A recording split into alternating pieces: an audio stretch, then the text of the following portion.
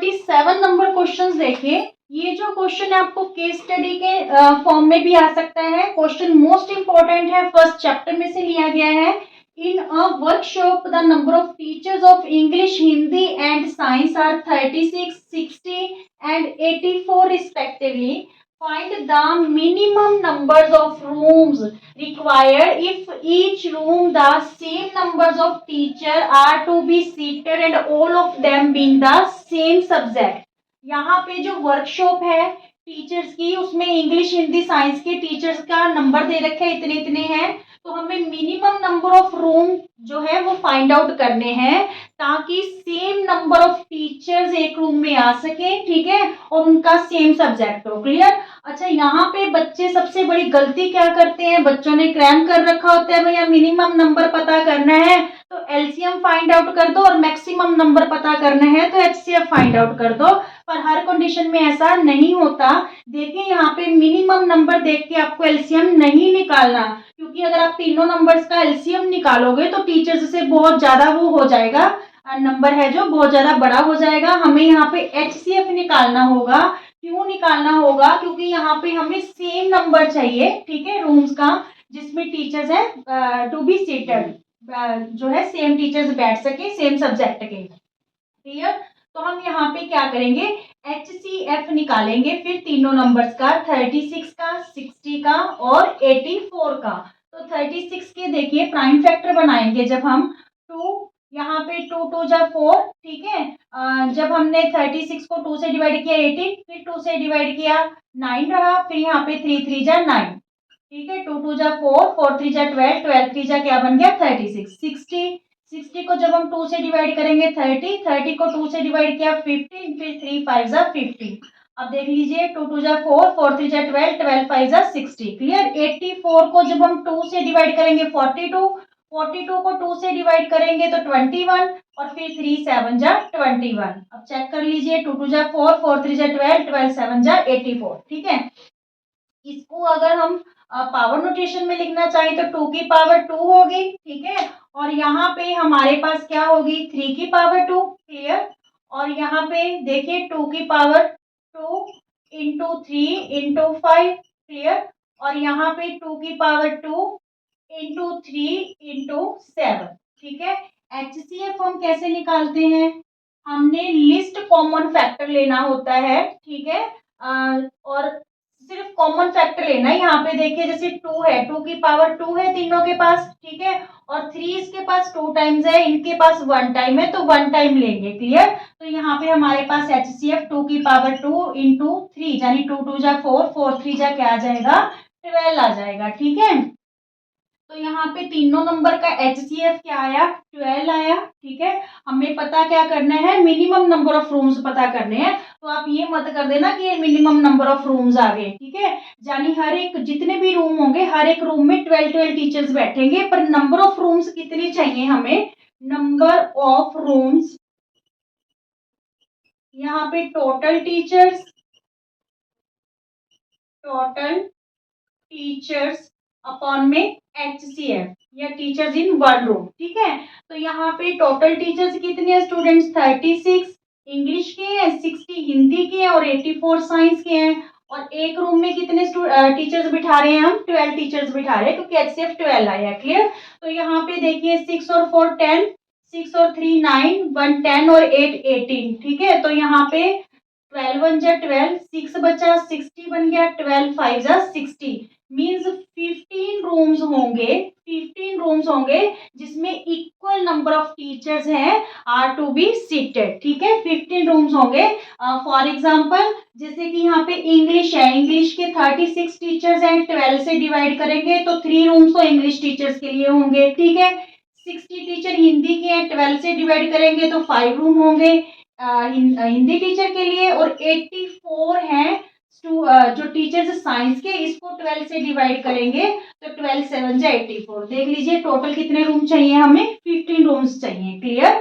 बहुत important question है। इसी टाइप का क्वेश्चन आपको फर्स्ट जो है चैप्टर है उसमें केस स्टडी की फॉर्म में भी पूछा जा सकता है, इसलिए प्रैक्टिस करें।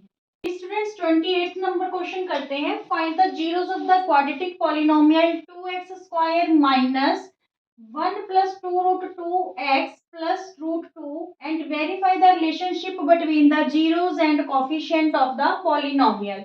सबसे पहले जो हमें क्वाड्रेटिक इक्वेशन गिवन है इसकी हम टू जीरोस फाइंड आउट करेंगे, फिर हम रिलेशन बताएंगे किसके बीच में, जीरोस के बीच में और जो ये पॉलिनोमियल है इनके कोफिशिएंट्स के बीच में। क्लियर?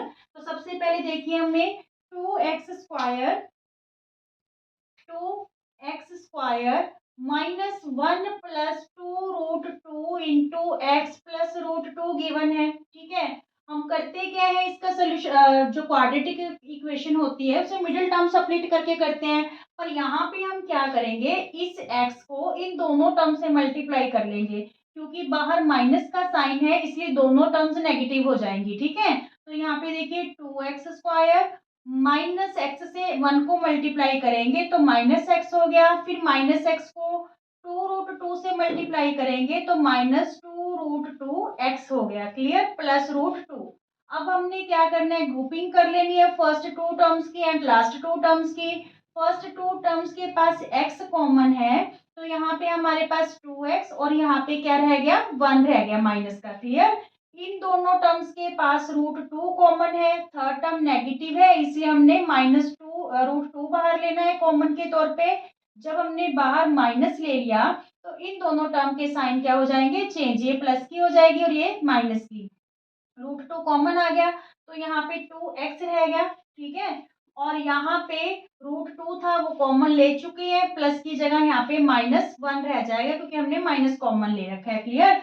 अब देखिए ये वाली चीज सेम होगी, 2x-1। ठीक है, तो इसे हमने कॉमन ले लिया, यहाँ पे x माइनस रूट 2 रह गया। अब जीरोस देखिए, 2x-1 इक्वल टू 0, तो 2x, ये -1 इधर आके +1, x की वैल्यू हमारे पास क्या आ गई, 1/2। And second zero is x minus root 2 equal to 0, तो ये जो माइनस रूट 2 है इधर आके क्या हो गया, प्लस रूट 2।